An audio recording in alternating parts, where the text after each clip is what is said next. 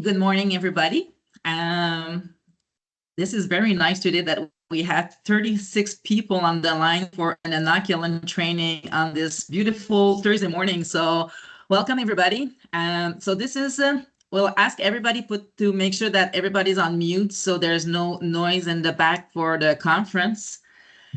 There was a really nice silage training 2 weeks ago with Nelson, which was recorded. An email was sent to most of you. So if you have a lot of silage harvest timing question, make sure to ask your agronomist if you haven't seen that email go by, but there was a great training 2 weeks ago on this topic. So today will be mostly about inoculant, positioning inoculant, which inoculant to position, especially with the drought that we're having this year and going into the selling season. How do we transfer our BMR customer with the proper package from our inoculant and tonnage hybrid? So question can be put in chat.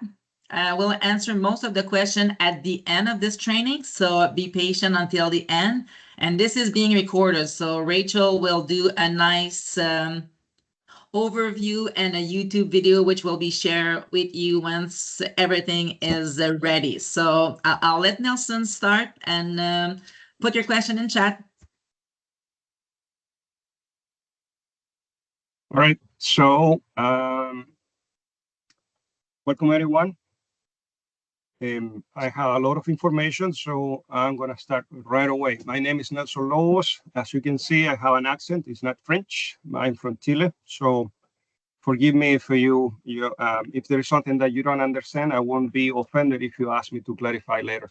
Okay. All right. So to what we are here. Let me see here. All right. See, here is the overview of we are going to cover today.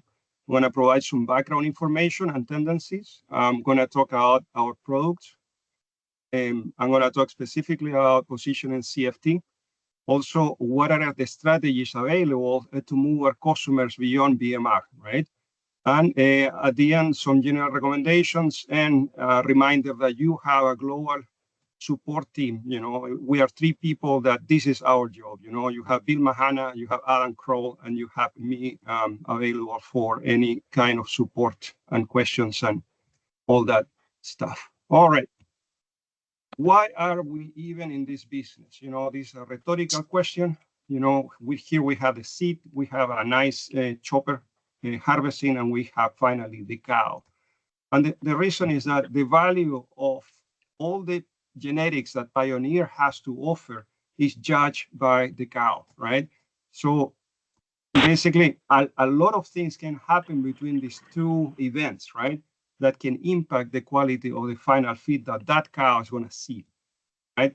And this is the first reason, because we have the inoculants to make sure that the quality of our seed reaches the mouth of the animal. So we want to protect from that point, right? From here, from the harvest until the cow, is fed, we want to protect that quality and we want the genetics to shine. Okay. Like the second reason, why are we in this business? Basically money, right? Because if you call in a dairy and only focus on the seed, you're going to be missing opportunity for commission, right? It is a simple, I don't know if you see my pointer, I'm gonna have to change that. Yeah, here is a simple chart, like if you assume, the typical, 2.5 acres, per bag of seed. If you only focus on the seed, you're missing out in the opportunity to sell basically 50-ton units for every bag of seed that you sell, right? So basically, it's a 1-to-1 ratio here, all right? So don't forget about that. Don't forget about talking about the inoculant when you are presenting an offer, presenting a proposal to your customer.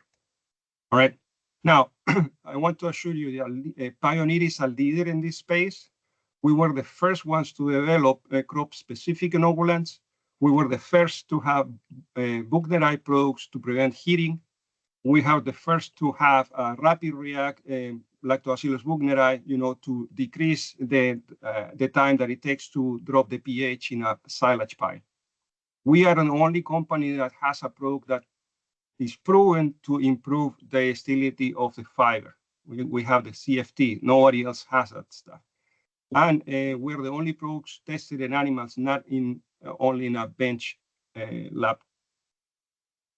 All right. See, here is some information. It is a publication that Horse Dairyman every year has a survey of the market.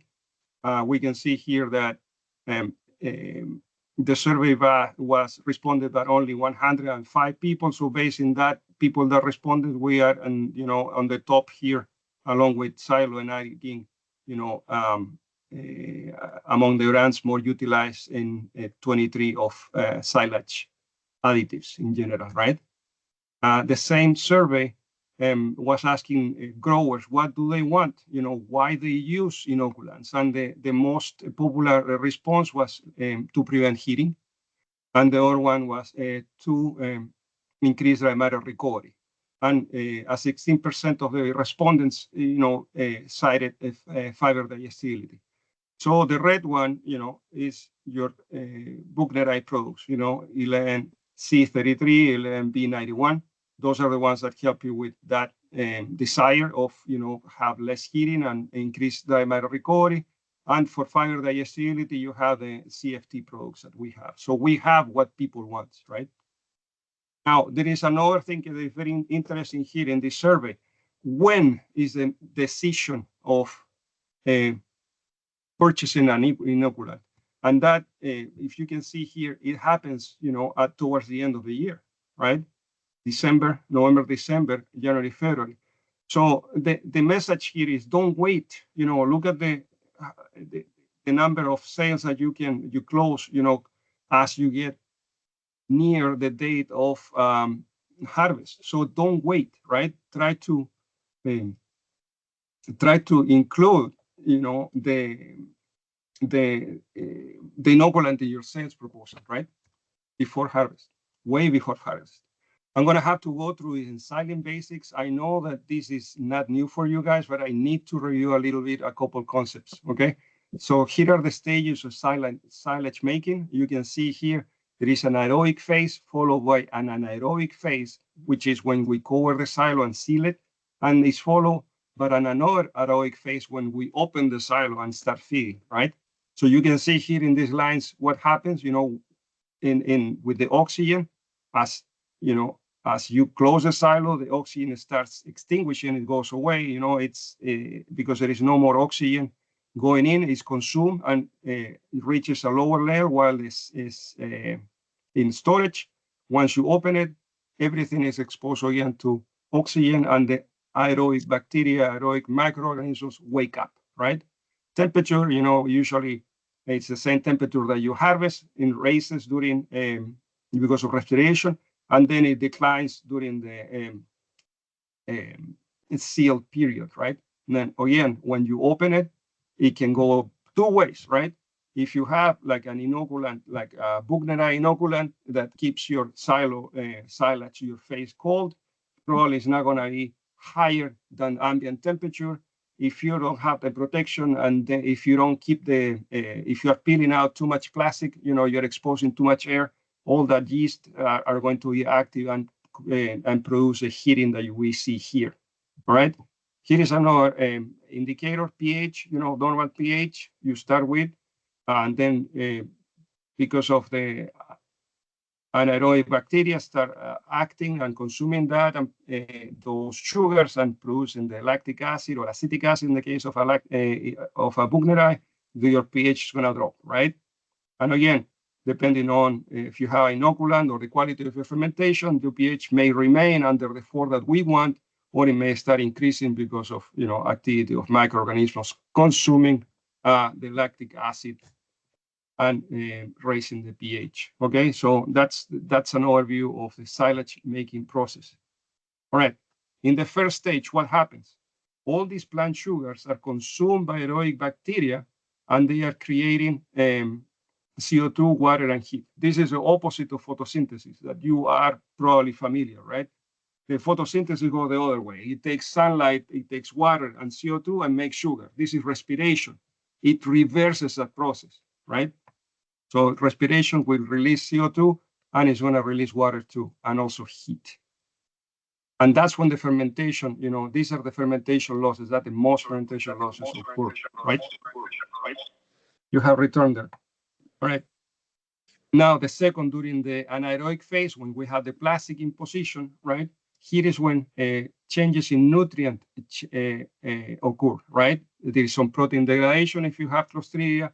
The starch digestion increases because of the degradation of the proteins that surround the granule of starch. And you have to remember that fiber digestion doesn't change with silage making. Like this, if digestion of the fiber is going to be determined by the moment that you harvest. All right. During these anaerobic conditions, these bacteria, in absence of air, produce silage acids, mainly lactic, that are responsible for the pH drop and the conservation of the mass. Right. Here you have some CO2 losses because of some surviving epiphytic bacteria, right, that are still there. Now, the aerobic phase, when we open, it is probably where the about 50% of the total losses in big bunkers and piles happen, because the big exposure of the phases, right? Here is where we introduce air again. So the aerobic bacteria, wake up and start producing the same thing that I just told you, respiration.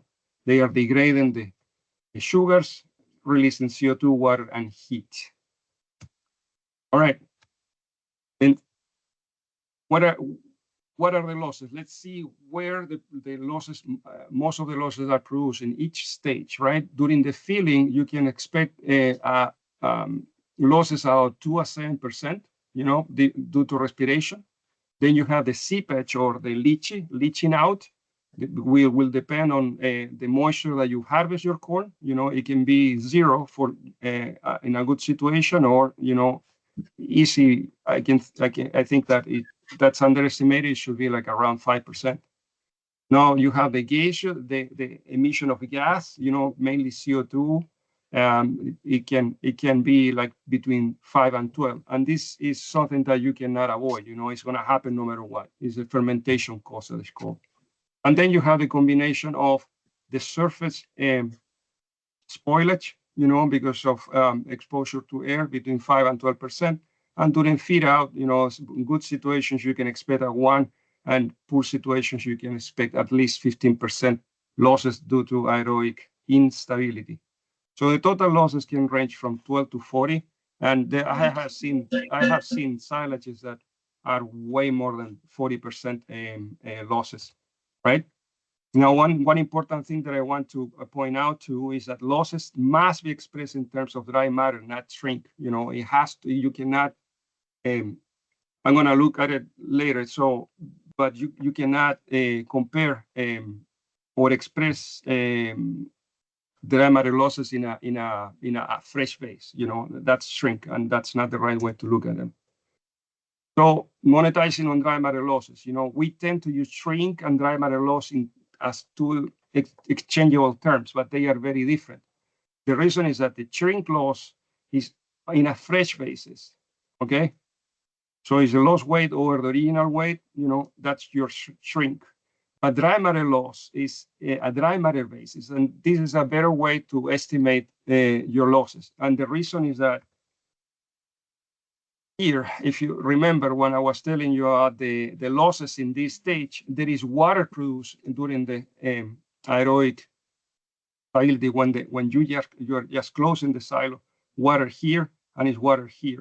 And that water is going to mask any change of change. It's going to mask the losses in your silo, right? Because the silage always comes out of the pit more wet, with more moisture than it went in, because of this stuff, because of respiration and degradation of the sugars and silage acids. All right, here is a busy one, but I want to refer you to a silage zone manual where all this stuff is explained very clearly. Here is what I was telling you before. This is the reverse of photosynthesis. This is the breakdown of sugars that ends up producing water, CO2, and energy, right? Silage always exits the storage with more moisture than when initially in silent, right? And in a well-controlled fermentation, it will result in just around 2 and 5% additional water, right? In a fermentation, when they go south, when they are not, good fermentation, you can expect even more water than that, right? At the moment of feed out. And I was telling you before, it's not right to calculate losses in a fresh ton basis, right? And here is the reason, because all that moisture, you're going to mask the actual dry matter loss. Here is a calculation by Brian Holmes, University of Wisconsin. He compared, he wanted to compare and show why shrink and dry matter loss cannot be used interchangeably, right? When you look at shrink, like tons, wet tons in, wet tons out. When you talk to a farmer, he's going to say, no, I don't lose too much, like it's a 5% or so. So here you have like a 2% shrink. It's equivalent to a 15% dry matter loss. So that is telling you that all that water is masking the real losses, right? And the feed value is in the dry matter. Like water has no nutritional value. You can provide water for your animals. You're not giving silage to keep them, water up. So yeah, base your conversation in dry matter basis, please. Now, the problem with dry matter losses, look, here also this table is to show, it's also in the silage zone manual, page 112. So what it does, it helps you understand that, if you have a good farm, like at 17% dry matter loss or shrink, right? You can, if by better management, improving management, you can move them 5 units to the left, reduce your dry matter losses. That will have a value, of $2.52, per ton, right? So there is value on improving management.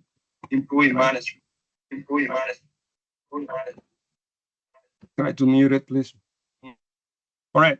Silage shrink results in the loss of the most valuable silage nutrients. All those sugars have value, and they get degraded.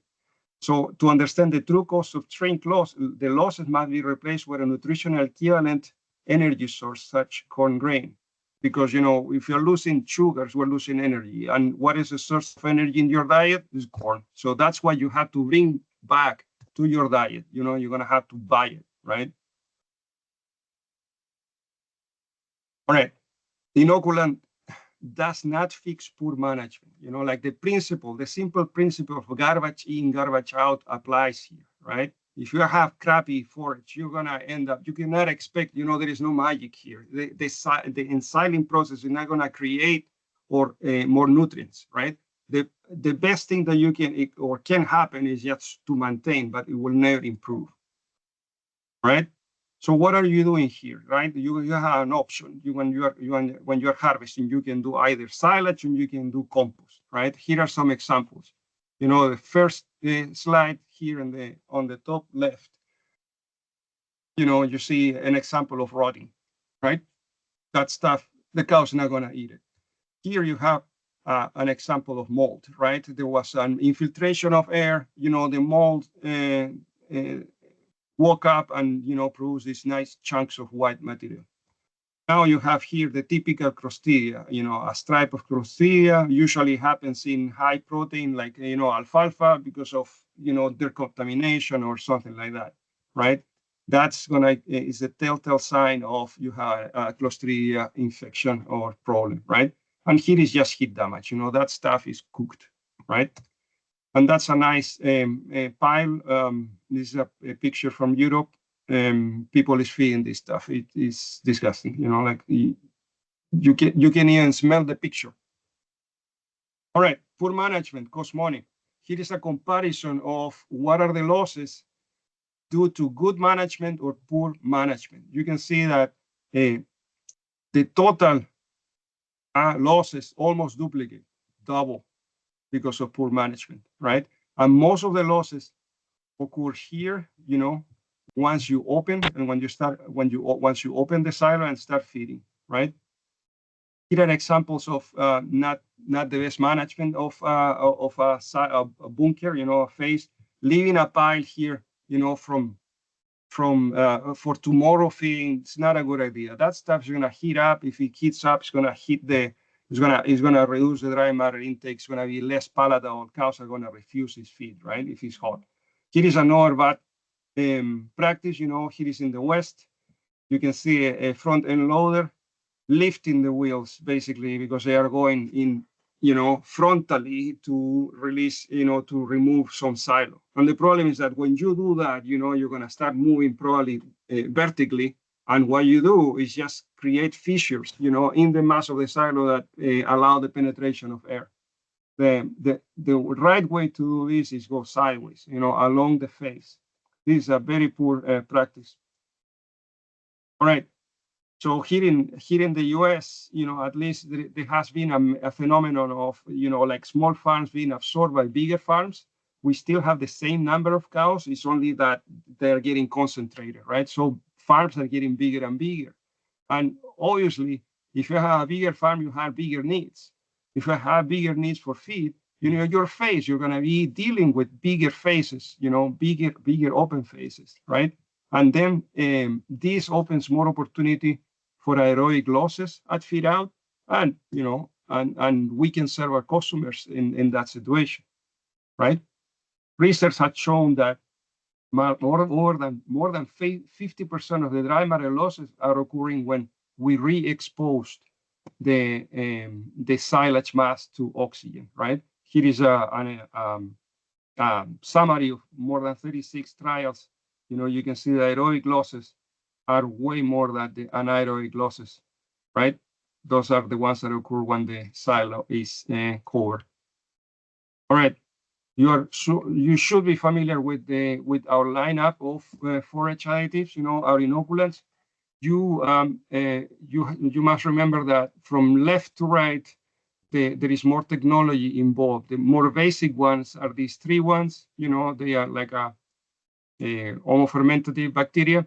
These are the ones that are a mix of hetero and homofermentative bacteria. The heterofermentative bacteria are the ones that produce, they have the buchneri that produces acetic acid that helps you control the heat by controlling the yeast in your silage pile. And then the next step, this is good, this is better, and this is the best, right? You have the CFT technology that this strain of buchneri, specific strain, patented by us, produces an esterase that decouples the fiber, the hemicellulose from the lignin, facilitating the digestion of fiber. And that's the basic principle of CFT, right? Now, we sometimes have this question, why so many options? And the answers are, Pioneer is a genetics company. We have a bunch of investments in corn hybrids and other species, right? All the crops are different. So you have to have crop-specific products. And the other thing is that the producer needs are very different. Like you have people that are price-oriented and they like cheap stuff, simple things. And there are people that is more sophisticated, early adopters, and they want to get more out of the forage. And they tend to, use the CFT line of products. All right, so each point, Pioneer is a genetics company, right? So we have an extensive, over 10,000 proprietary lactic acid bacteria in our collection, right? We are in our 4th generation Pioneer, Lactobacillus buchneri strain. And this is our rapid react, the one that allows you to, reach terminal pH 7 days instead of 30 days, typical for all buchneri in the market. And here is just it's the same plantarum, right? This is a strain isolated for a competitor's product, and this is our plantarum that is patented, right? You can see that they are genetically different, right? So that's what I'm trying to say. The fact that sometimes you're going to see people pushing you back in terms of, hey, why should I buy a buchneri from Pioneer? Why do I have to pay the label if these guys have buchneri too for half the price, right? It's not the same stuff, okay? It's not the same stuff. You're comparing a Rottweiler, with a Chihuahua, okay? So don't do that. Don't fall in that trap, please. Strains matter, right? All right, now crops are very different, right? Think about the stuff that you're going to put in a silo, right? You're going to you can conserve high moisture corn, alfalfa, corn silage, right? So those are completely different products to ensile, right? You have to think about those as microbial culturing media, right? So you have, here is a ranking, from the easiest to ferment, which is corn silage, to the hardest to ferment, which is, the high moisture corn. Why is hard to ferment?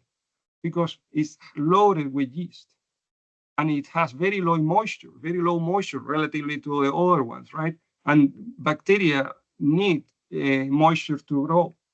And the other thing it has is low sugar. Most of that sugar is stored as a starch. And so it's less available for the lactic acid bacteria to grow, right? Alfalfa is different. It has a high buffering capacity. It has relatively low sugar, so there is low fuel for the microbes to work on and produce silage acids. And the other thing, the problem that it creates is when you harvest that alfalfa, usually you have to wilt it, it's on the ground. And then when you pick it up again, it kicks in some ash and, you can bring in spores of Clostridia, right? So it presents different challenges. And now corn silage is direct cut, like you don't wilt that stuff. So it's not contaminated with dirt or soil, right? It has a low buffering capacity and it's high in sugar, but also is loaded with yeast, right? So every species, every product, presents a different set of challenges. Now, the third one, the producer needs are very different, right? Just like a hybrid is not going to work in every soil condition or site, it's the same thing here, you have to be able to adapt to the needs of your customer, right? Here is what we see when we, inoculate. This is a picture from Italy, right? When you inoculate, with a Buchnerei, right? You can see here on the left, inoculated versus the control.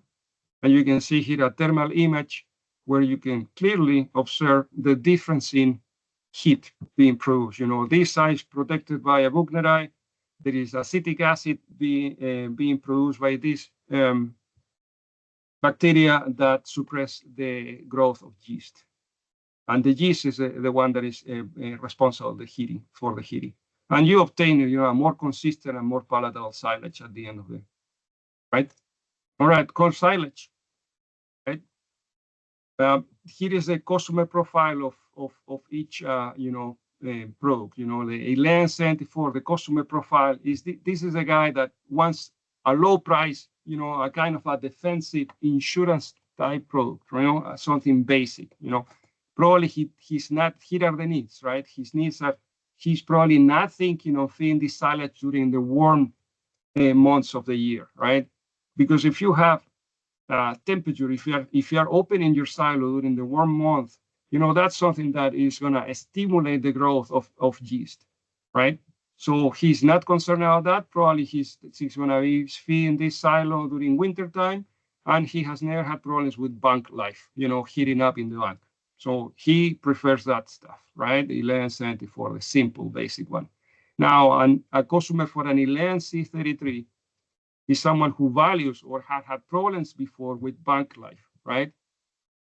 He has had heating problems in the past. He's dealing with a stress crop. A stress crop will always be loaded with more yeast, so it's going to be more risk of heating. A Buchnerei will help you to reduce that risk. And here is a mode of action, inhibits the yeast growth to reduce the heating and storage and at the feed bank because of the production of acetic acid, right? This inoculant is best during normal or dry conditions that happen during vegetative growth. When you know that your NDF is going to be already high, right? When you know that you don't need extra help with your NDF because you had, normal or dry conditions during the time that the plant was growing, right? You didn't have the conditions, that lead to high lignification, which is, a wet vegetative stage, right? And he only wants the bugneronide product for feeding, during spring, summer, or fall, during the warmer months of the year. Now, there are strategies. There are ways to, because some people is very price conscious. There are ways that you can save some money by timing. When timing and coordinating that with the inoculant you're going to use, right? For instance, if you are filling the silo, right, and you're expecting this to affect, March to August, you probably want to use an Inoculant C33 to extend your bank life, and suppress the yeast growth during the warmer months of the year. Now, October to March, you can switch to a cheaper one, Inoculant 74, because you don't expect that bloom of yeast, due to the weather conditions, colder weather conditions. And depending on the environment, you can use either here or a combination, right? All right, now a word in droughted silage. We talked about this before, it's going to be high in sugar, there is no cob. The sugar doesn't have anywhere to go, right? So it's going to remain in the structure of the plant, right? If you, so for that reason, it's also going to be loaded with yeast, right? And that's going to increase the dry matter loss, and it can initiate, the heating in the pile or in the feed bank. The absence of the cob explains the high load of sugars, so it's going to be like, there is going to be a lot of fuel there to feed the yeast. Now, here is a study, there was a drought in 2012 that affected the corn yeast load, right? 37% of the continental US was considered severe or extreme drought. The Midwest, most states experienced the top 5 warmest July in record, and it amounted, in estimation of 32 billion on crop losses, right? So during that drought, there was a summary or a study, and at Dairyland Labs of the 183 samples that were submitted for analysis. They quantify the number of yeast, right?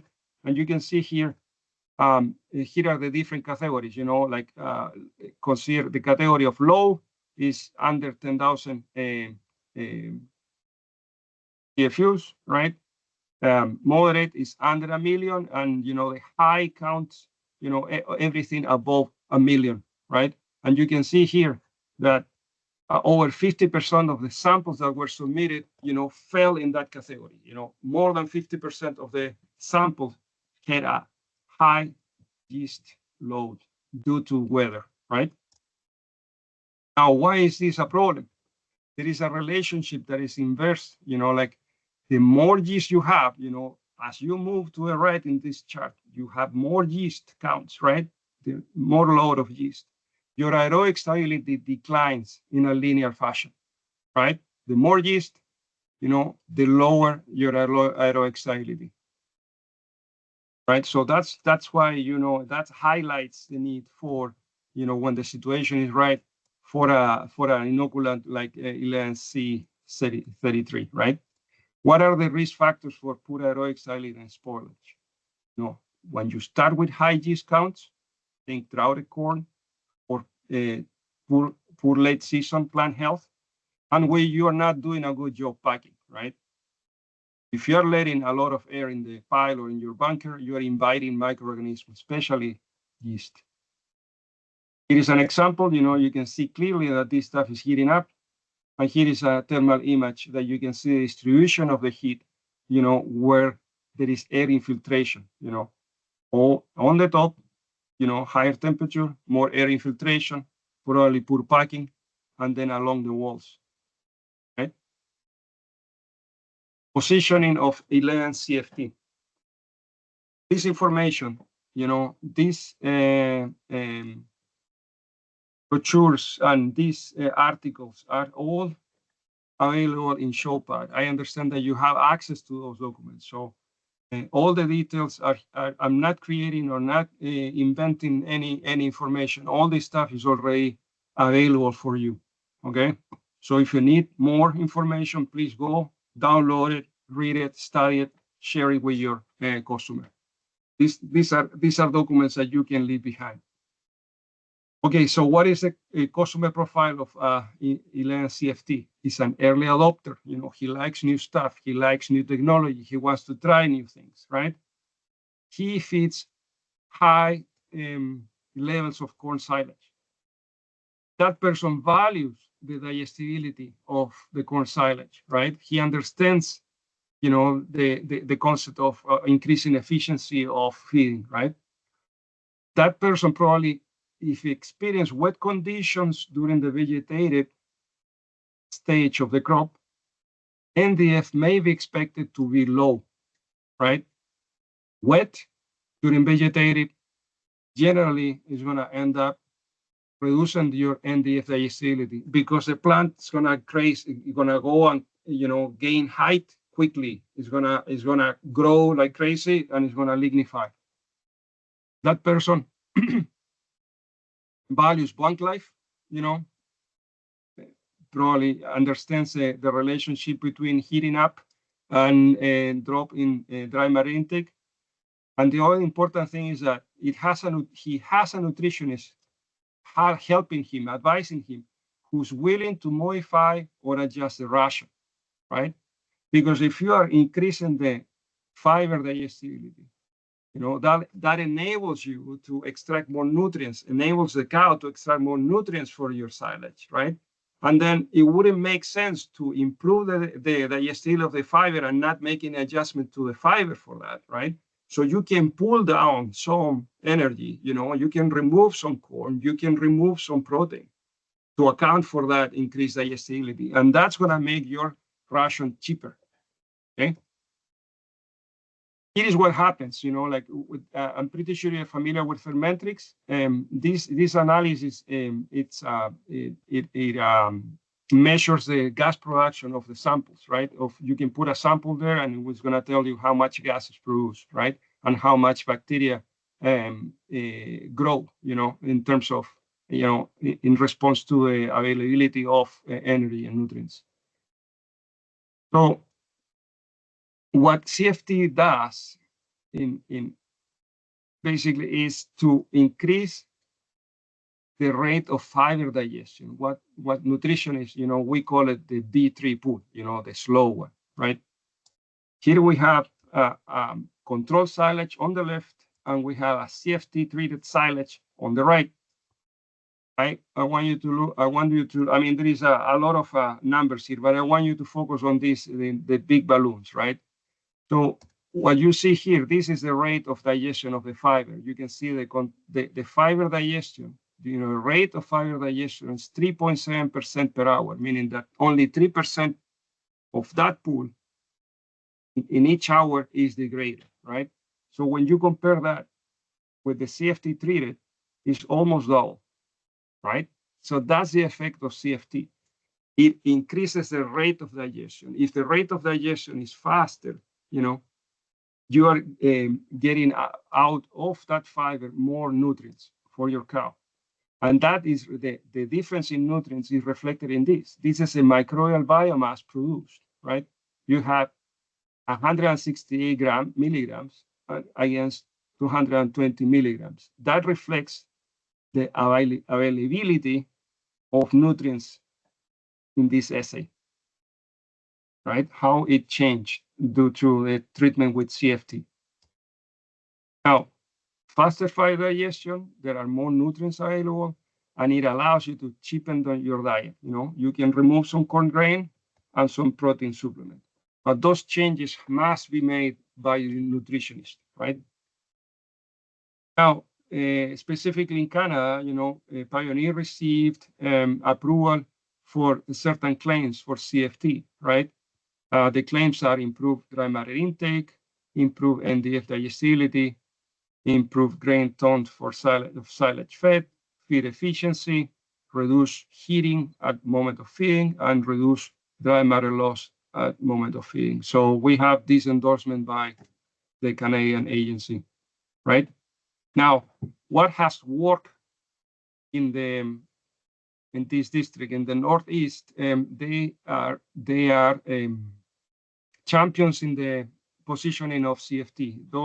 This district has the most sales of CFT by far compared to the other locations within the states. And you can see here is a relationship between the number of units sold and the wetness of the year. They have done a great job educating the customers, educating nutritionists on how to deal with problems with fiber digestibility. In a wet year, you're going to have problems with fiber digestibility. You're going to have, taller plants, excessive vegetative growth, and that's going to end up hurting your fiber digestibility. And they are prepared for that, right? So there is a correlation between, wetness of the year and the number of units sold. And the other thing that they do, this is a postcard that came out earlier this month. Simple message. Wet year, CFT works. 2 lines, guys, 2 lines. Anybody can understand that stuff. Increase in DFD and the cows agree, right? Here is a season snapshot. Higher than normal rainfall. You have more biomass. The lignin content of that biomass is going to be higher because you have taller plants. You need rebar to keep up the plant, right? Digestibility is going to go down. CFT helps how? Increasing digestibility, increasing your bank life, and you are protecting your tonnage potential. Okay, so these are strategies that help reinforce that message. I'm not going to start talking about what controls in DFD because that's all covered in the silage manual, pages 66 to 67. Okay, growing environments 3 times more influential on the digestibility of the fiber compared to genetics. 3 times, guys. Okay, don't focus on NDF digestibility of a hybrid, right? The environment is going to change that. And Mike Van Amber from Cornell, the moisture the plant receives is 7 times more influential on fiber digestibility than the heat units it receives. Okay. So I'm not saying that NDFD is not important. I mean, it should not be a factor deciding, what hybrid to use. Okay. Because you're going to be affected by the environment. You should focus on the hybrid, best hybrid for the conditions you have in that soil. Focus on late, in the agronomics and late season plant health and things like that. Don't let that decide, the digestibility of hybrid to decide which one to put. All right, high moisture corn, here is simple. The customer wants, bank life. Probably the feed out is going to be slower than desired, so he experiences heating during warm weather, right? It has the rapid recognized strain, so it's going to be a very fast pH drop. Probably he uses acid in the past, and the animal performance or the intake is important, right? The simpler one, the 1189, the basic one, when someone doesn't have very many problems with bank life, right? Alpha silage, I'm going to skip this part. One important thing that a lot of farmers or the people that are making the decision to buy or not to buy something, they have in their minds the cost in terms of cents per cow per day. Okay, so here is a comparison, how much it costs in cents per head per day to feed, a mycotoxin binder, right? 12 cents per head per day. You can have the supplemental sugar 9 and, yeast culture and et cetera, et cetera. So here is where you see how do they compare in terms of cents per head per day. You know, like you have like an Elan C33, when it's fed at 60 pounds, it's about 5 cents per head per day cost, right? CFT, you know, is a little more expensive, but it's in the range of 9. So when you put them, you know, a lot of times you get sticker shock by the customer, right? Because they are paying upfront, right? But if you divide that throughout the year, you know, over the herd, you know, the cost looks within the range of any other additives, right? And a lot of these additives, they put them, you know, like in the diet, like the mycotoxin binders, as an insurance. And hell, this is like expensive insurance. You know, you're paying 12 cents per each cow for a problem that you may not have, you know, for a perceived problem or just in case. So when you start talking, you know, the cost of inoculant in these terms, the expense may be more palatable. And there is a more extensive, you know, this example is more extensively developed in this publication that is also available on Showpad, so you can take a look at it at your time. All right, here is another document that's very important that for you to read. There are the top 10 inoculant questions that are asked by silage professionals, you know, I mean, pioneer sales professionals, you know, regarding silage, you know, like you know, simple questions, you know, does the product contain the same strain year to year? You know, are the bacteria in the product alive? Or there are other one that relates to, you know, my competitor is telling that their product has more CFUs, you know, than ours. And that's, you know, how do I counter that claim, right? So all those things are developed and discussed in this paper. All right, strategies beyond BMR. We all know that BMR is going away, you know, 2030, you know, sunset for BMR. What is the strategies to win our people out of BMR? You know, like, okay, so we have to move them towards tonnage, right? So what is tonnage? I'm pretty sure you have seen this before, right? These are called silage hybrids that are hand selected by the local guys, you know, in each geography. You know, they are allowed to select up to 10 hybrids. You know, here's the way they're going to be presented. Yeah, based on your site characteristics, based on the hybrid characteristic, past performance, what are the perceived future leaders, and demand volumes, you know, for that year. So from the marketing people, they are going to be selected and including this sales sheet, right? And they're going to have the icon in the product guide, right? This is for 25, right? So the hybrids selected that were selected in 25 were sharing, you know, beginning of the year, right?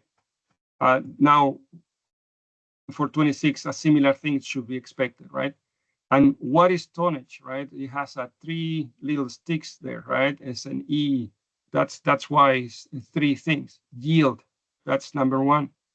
The agronomics, what's the point of selecting something that is not going to grow in your geography, right? We cannot dictate that from, you know, from Johnston or from Indianapolis. That's something that the agronomics have to be selected on site, depending on your market. So that's the regional focus. And quality, you know, we want a lot of starch.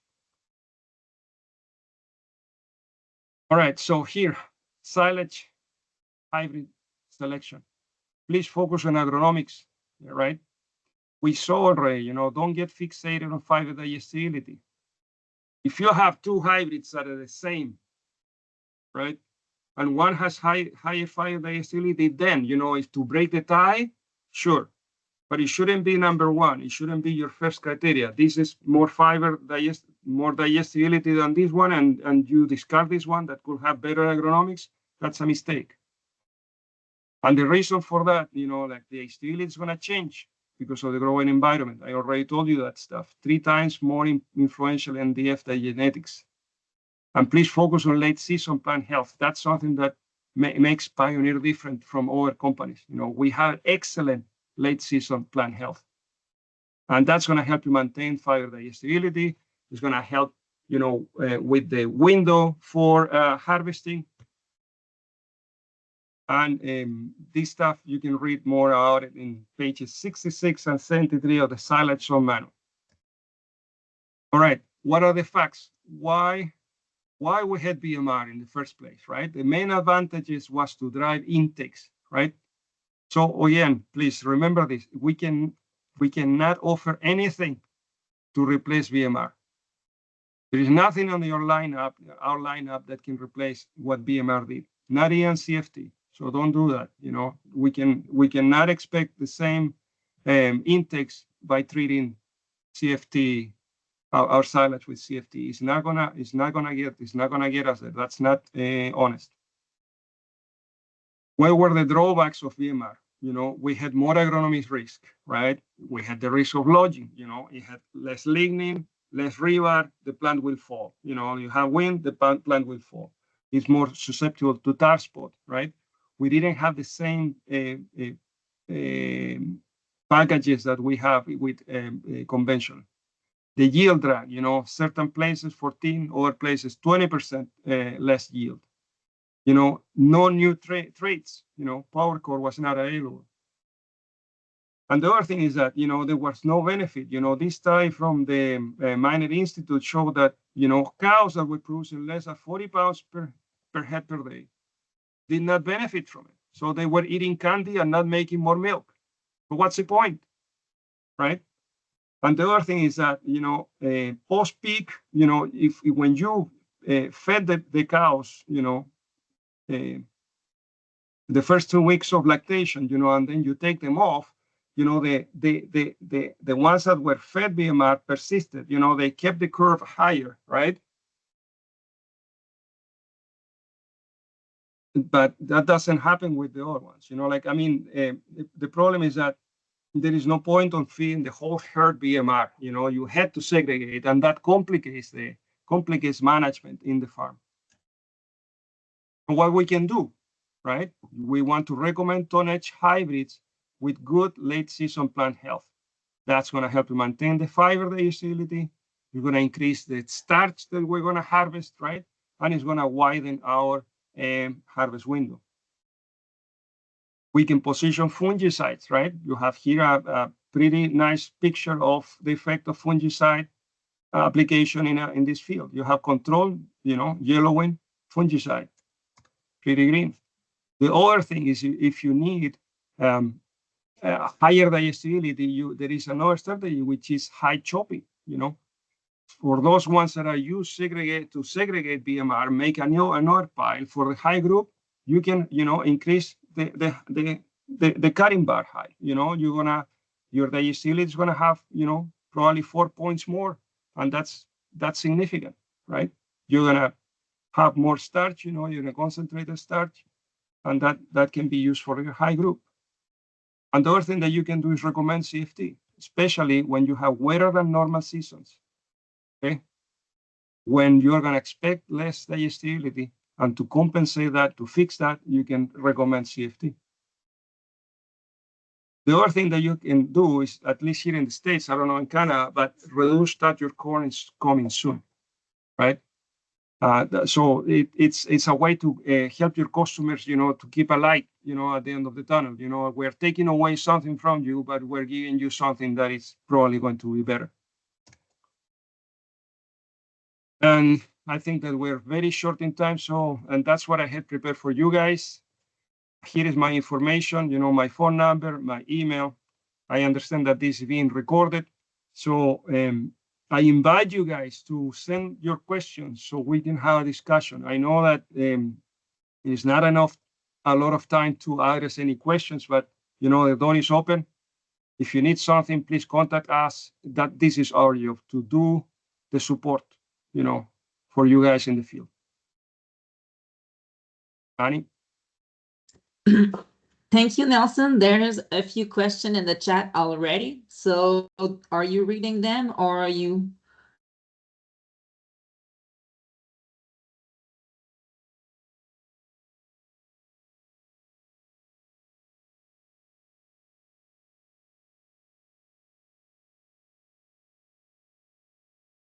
Oh, Nelson, you're muted if you're talking. Damn it. Yeah, it happens sometimes. Yeah, first one, it says something. When, are you talking about the dry or wet near the harvest or during the growing season? Yeah, the issue, you know, it's if you have a wet season, you're gonna have a lot of water available for the plant to grow, and that's the driver. You know, that's gonna create, you know, a taller plant that's gonna deposit more lignin, and that's the one that probably is gonna have less digestibility of the fiber, and that's the time, that's when CFT is more advisable to recommend. Okay. We used to have an app that was showing the financial benefit of using inoculants. Don't recall seeing this one. I think I'm gonna probably explore that because it will be very useful. So it was like a pioneer app. I don't know. What do you think? Was it an app or an Excel grid? A what? Was it an app or was it an Excel grid where you can calculate it? If no, somebody can come online if they know what this thing is about. I've seen an Excel grid before. An app.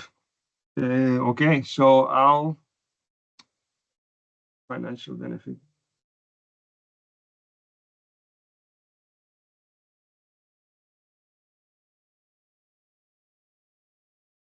I'll tell you what, I'm going to explore. I'm going to look around and see what happens because I know Mahana has some, he has a bunch of spreadsheets and stuff like that that can calculate a lot.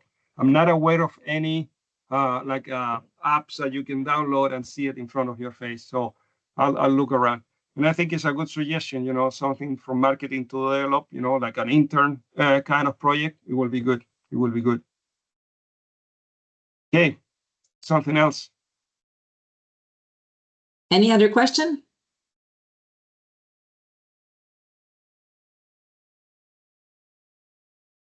You could enter those customers analysis. You will show benefit of okay.